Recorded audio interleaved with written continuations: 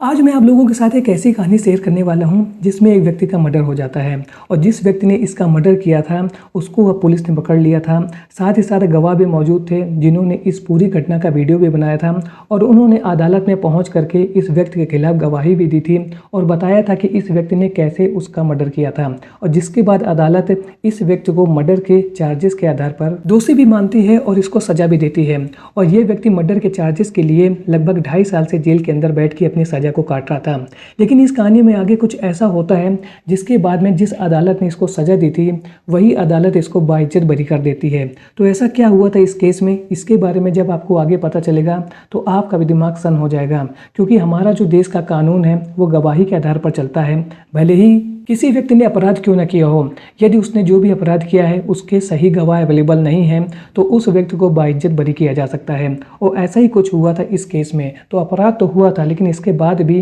Court ने इस व्यक्ति को बाइज्जत बरी कर दिया था 2.5 साल के बाद। तो ऐसी क्या कहानी है इस केस की, जानेंगे सब कुछ आगे इस वीडियो में। लेकिन इससे पहले आप वीडियो को लाइक और चैनल को सब्सक्राइब जरूर कर लें, क्योंकि ऐसी इंटरेस्टिंग और रियल कहानियां मैं आप लोगों के लिए हर रोज लेकर के आता हूँ। तो चलिए वीडियो को शुरू करते हैं विस्तार से। आज की सच्ची घटना की शुरुआत होती है 15 से 16 दिसंबर 2022 की रात में। नरेंद्र कुमार जो कि गाजियाबाद का रहने वाला है, वह रात में दिल्ली से अयोध्या जा रहा था और इसके लिए उसने एक लोकल ट्रेन का टिकट लिया था और वह उस ट्रेन में बैठ जाता है। वह अपनी यात्रा में आगे बढ़ रहा था और ट्रेन बरेली जंक्शन में पहुंचने वाली थी। और इसी बीच वो जिस कोच में बैठा हुआ था D3 कोच में, उसमें एक महिला का मोबाइल खो जाता है। और जैसे उस महिला का मोबाइल खोता है तो वो शोर मचाना शुरू कर देती है और इसके बाद लोग उसके मोबाइल को ढूंढना शुरू कर देते हैं। इसी बीच लोग उस महिला से पूछते हैं कि तुमको किसके ऊपर शक है। तो महिला वहाँ पर एक व्यक्ति के ऊपर संदेह जताती है कि इस व्यक्ति ने मेरा मोबाइल चुरा लिया है। जैसे लोगों को ये पता चलता है तो आप लोग जानते ही हैं कि लोग पूछते तो बाद में है, सबसे पहले मारपीट करना शुरू कर देते हैं। और ऐसा ही हुआ था इस व्यक्ति के साथ जिसके ऊपर उस महिला ने आरोप लगाया था कि शायद इसी ने मेरा मोबाइल चुराया है। और ये लोग, जो भी यात्री लोग उस कोच के अंदर बैठे हुए थे, वो इस व्यक्ति के साथ मारपीट करना शुरू कर देते हैं। और जो लोग इस संदिग्ध चोर के साथ मारपीट कर रहे थे उनमें नरेंद्र भी शामिल था। लेकिन जो नरेंद्र था वो लगातार बहुत ज़्यादा मारपीट कर रहा था और इस मारपीट का वीडियो वहाँ पर जो लोग अवेलेबल थे वो लोग बना रहे थे। यानी कि कोच के अंदर जो यात्री अवेलेबल थे वो इस पूरी घटना का जो वीडियो है वो अपने मोबाइल पर रिकॉर्ड कर रहे थे। और इसी बीच नरेंद्र और संदिग्ध चोर के बीच में जब मारपीट हो रही थी तो मारपीट इतनी ज़्यादा बढ़ जाती है कि वह जो व्यक्ति था, यानी कि जो संदिग्ध चोर था, वो आगे की ओर भागता है। और जैसे ही वो आगे की ओर भागता है तो चलती ट्रेन में वो गेट के पास पहुंच जाता है और इसी मारपीट के बीच में वो ट्रेन से बाहर निकल जाता है। जैसे ही वो ट्रेन से बाहर निकल जाता है, इस पूरी घटना को लोगों ने अपने वीडियो में रिकॉर्ड कर लिया था। इस मारपीट के दौरान जिस जगह पर वो संदिग्ध चोर ट्रेन से निकल करके बाहर गिरा था वह जगह थी तिलहर रेलवे स्टेशन। और इसी बीच में जो वहाँ पर यात्री अवेलेबल थे उनमें से एक व्यक्ति था जिसका नाम था आलोक।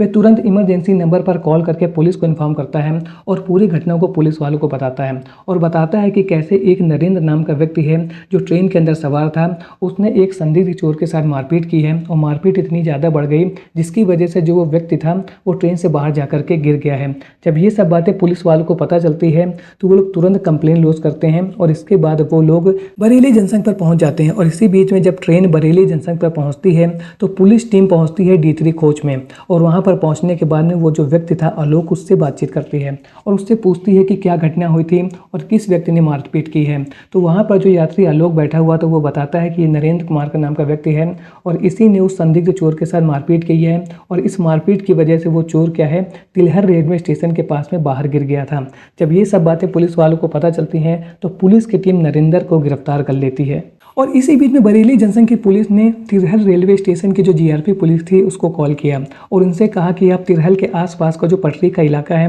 वहाँ पर चेक कीजिए कि किसी व्यक्ति की लाश तो नहीं पड़ी हुई है, या ये देखिए कि कोई व्यक्ति घायल अवस्था में तो नहीं पड़ा हुआ है। तो ये जब बातें तिलहर GRP को पता चलती है तो वो लोग उन पटरियों के पास में पहुँचते हैं और चेक करते हैं। और जब वो लोग चेक करते हैं तो उनको एक व्यक्ति की लाश मिल जाती है। बरेली जंक्शन की पुलिस ने पटरियों के पास से जो डेड बॉडी मिली थी उसको शाहजहांपुर की मोर्चरी में रखवा दिया था और इसके बाद उन गवाहों को बुलाया था जिन्होंने इस बात की जानकारी दी कि नरेंद्र ने एक संदिग्ध चोर के साथ मारपीट की है और फिर उसको बाहर फेंक दिया है। जब चश्मदीद गवाह शाहजहांपुर के मोर्चरी में पहुंचते हैं और चेक करते हैं कि जो डेड बॉडी है वो उसी व्यक्ति की है जिसके साथ नरेंद्र ने ट्रेन के अंदर मारपीट की थी, तो वो लोग इस डेड बॉडी को पहचान लेते हैं और पुलिस वालों को बताते हैं कि हाँ, ये वही व्यक्ति है जिसको संदिग्ध चोर मान लिया था ट्रेन के अंदर और इसके बाद नरेंद्र ने इसके साथ मारपीट की थी और फिर इसको ट्रेन से बाहर फेंक दिया था। तो अब पुलिस वालों को ये बात बिल्कुल कंफर्म हो गई थी कि उस रात यानी कि 15 से 16 दिसंबर की रात में ट्रेन के अंदर नरेंद्र ने एक संदिग्ध चोर से मारपीट की थी और इसके बाद में उसको ट्रेन से बाहर फेंक दिया था।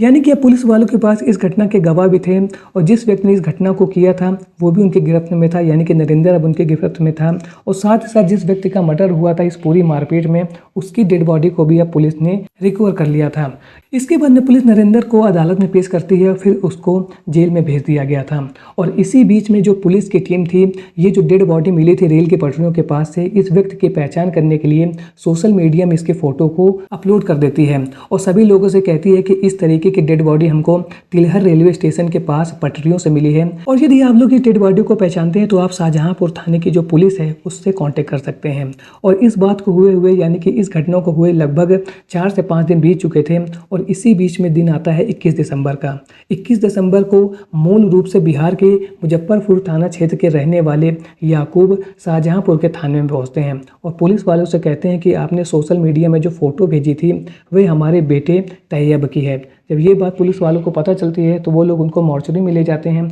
और इसके बाद उस डेड बॉडी की पहचान करने को कहते हैं। याकूब उस डेड बॉडी को देखते हैं और इसके बाद वो बताते हैं कि हाँ, ये जो डेड बॉडी है हमारे बेटे तैयब की है। और पुलिस वालों को ये बात भी क्लियर हो गई थी कि रेल पटरियों के पास उनको जो डेड बॉडी मिली थी उस संदिग्ध चोर की, वो किसी और की नहीं बल्कि याकूब के बेटे तैयब की थी। और इसके बाद में याकूब अपने बेटे का मुस्लिम रीति रिवाज से अंतिम संस्कार करा देते हैं। तो वह पुलिस वालों के साथ मर्डर करने वाला व्यक्ति भी था, यानी कि जिसने मर्डर किया था, यानी कि नरेंद्र। जिस व्यक्ति का मर्डर हुआ था उसकी भी पहचान हो चुकी थी। साथ ही साथ इस घटना के चश्मदीद गवाह भी थे और वो वीडियो भी अवेलेबल था जो यात्रियों ने इस घटना के होते समय बनाए थे। तो पुलिस वालों ने अब इस पूरे मैटर को लेकर के अदालत में पहुंचते हैं और अदालत में इस केस की सुनवाई शुरू हो जाती है। धीरे धीरे ये केस आगे बढ़ता है और कुछ समय के बाद में नरेंद्र को इस बात का आरोपी मान लिया जाता है गवाहों के आधार पर कि उसने तैयब के साथ मारपीट की थी ट्रेन के अंदर और उसके बाद उसको ट्रेन से धक्का दे दिया था जिसकी वजह से उसकी मौत हो गई थी और उसको अदालत ने सजा भी सुना दी थी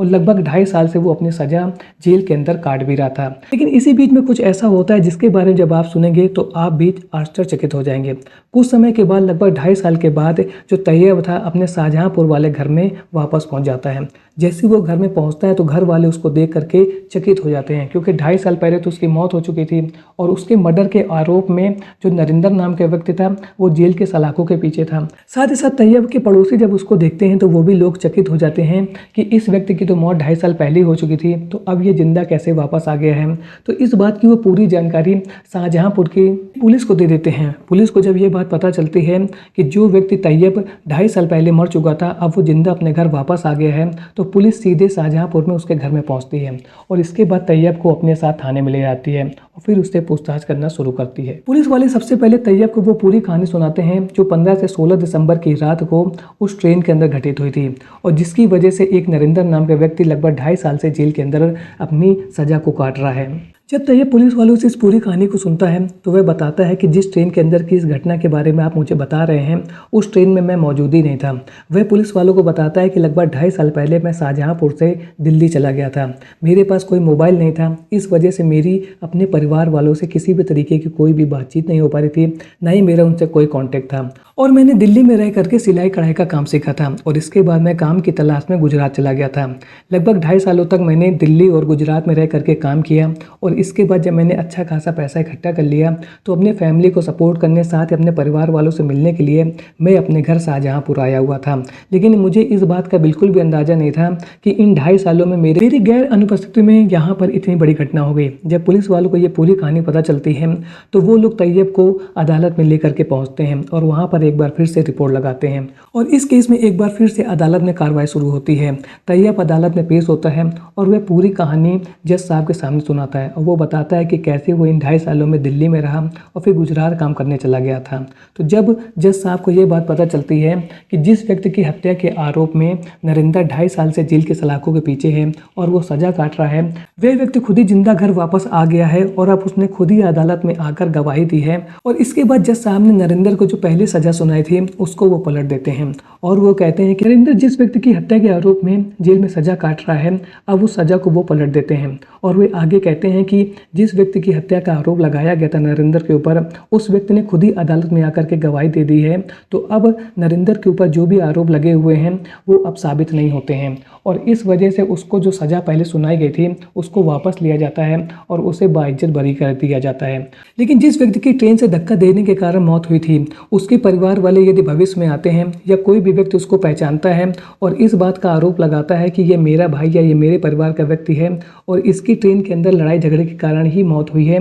तो वो लोग एक बार फिर से नरेंद्र के ऊपर केस कर सकते हैं। और अदालत ने यह बात बिल्कुल क्लियर कर दी थी कि अभी तो नरेंद्र को बाइज्जत बरी किया जाता है, लेकिन भविष्य में यदि उसके ऊपर कोई व्यक्ति केस करेगा तो अदालत उस केस के ऊपर एक बार फिर से कार्रवाई कर सकती है। तो आज के वीडियो में आपने देखा कि कैसे एक व्यक्ति को पहले मरा हुआ मान लिया गया था, लेकिन 2.5 साल बाद उसी व्यक्ति की गवाही के आधार पर नरेंद्र को अदालत ने बाइज्जत बरी कर दिया। तो हम लोग ये कह सकते हैं कि जो हमारा कानून है वो गवाही के आधार पर चलता है और यदि गवाही किसी व्यक्ति को लेकर के ऐसी आ जाती है जहाँ पर यह बात प्रूफ हो जाती है कि उसने वो क्राइम किया नहीं है, गुनाह किया नहीं है, तो अदालत उस व्यक्ति को बाइज्जत बरी कर सकती है। और ऐसा ही कुछ हुआ है नरेंद्र के केस में, यानी कि नरेंद्र ने ट्रेन के अंदर व्यक्ति के साथ मारपीट की थी, उस संदिग्ध चोर के साथ मारपीट करने की वजह से वो व्यक्ति ट्रेन से बाहर गिर गया था, उसकी मौत भी हो गई थी। और ट्रेन के अंदर जो लोग मौजूद थे उन्होंने इस पूरी घटना का वीडियो भी बनाया था, साथ ही साथ उस व्यक्ति की पहचान भी की थी जिसकी डेड बॉडी पटरियों के पास से मिली थी। लेकिन यहाँ पर नरेंद्र को इस बात का फायदा हो जाता है कि जिस व्यक्ति की पहचान की गई थी, यानी कि उसके परिवार वालों ने ये बोला था